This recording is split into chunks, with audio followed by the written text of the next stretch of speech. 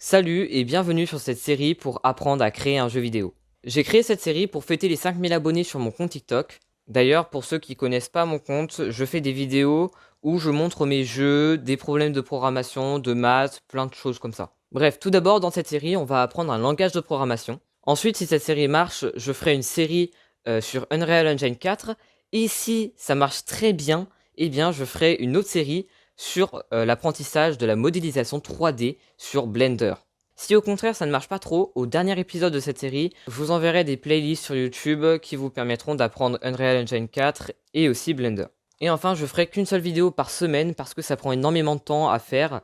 D'ailleurs, je fais cette vidéo le 21 novembre 2021 pour vous dire à quel point j'essaie de me préparer à l'avance. Bref, voilà, c'est pour ça que je fais une vidéo par semaine parce que ça prend trop de temps à faire. Bon, maintenant je vais vous parler du langage qu'on va apprendre, le C++. C'est un langage amélioré du C. Il est le plus souvent utilisé dans les jeux vidéo et la création de GUI. Vous inquiétez pas, je reviens là-dessus. Mais avant, il faut savoir quelque chose de très important, c'est que le C++ ainsi que beaucoup d'autres langages de programmation sont basés sur une console. En gros, on peut juste afficher du texte, poser des questions à l'utilisateur, faire des calculs, bref, rien d'autre. On peut pas par exemple afficher des images, jouer du son, non, ça on peut pas. Donc ça ressemble à ça, c'est un peu comme une invite de commande. Mais le C++ ne permet pas de faire seulement un script en console, mais aussi en GUI, ou GUI, je sais pas trop comment ça se dit. Mais bref, un GUI, ça permet tout simplement de créer une fenêtre, où là, cette fois-ci, vous pourrez afficher des images, jouer avec le son, bref, plein de choses, et même encore, pas juste se contenter de créer une fenêtre, il y a plein d'autres choses qu'on peut faire. Mais je vais pas aller trop dans les détails, tout simplement parce qu'on va pas utiliser de GUI. À la place, on va utiliser Unreal Engine 4, qui lui n'est pas un GUI, mais un moteur de jeu.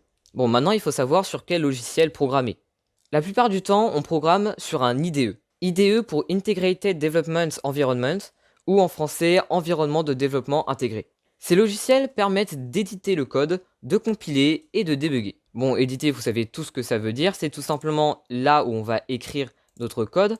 Dessus, on peut écrire tout ce qu'on veut, voilà, et ça va tout simplement nous permettre de créer notre programme. Compiler, ça se passe juste ici, ça va tout simplement permettre d'exécuter chaque ligne de notre code, pour ensuite le convertir en un fichier exécutable que vous pouvez retrouver quelque part dans les dossiers, et bien sûr que vous pourrez lancer autant de fois que vous voudrez.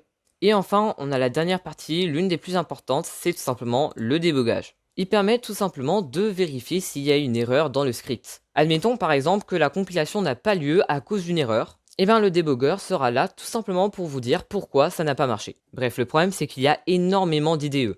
Donc dans cette série, je vais tout simplement utiliser l'IDE qui me convient le plus, c'est-à-dire Visual Studio Code. Avant de terminer la vidéo, je voulais juste vous dire que je connais le C++ depuis pas longtemps, mais vous inquiétez pas, en plus, moi, ça va m'entraîner. Bref, normalement cette vidéo sort le 25 décembre, donc je vous souhaite un joyeux Noël et on se retrouve la semaine prochaine pour un nouvel épisode.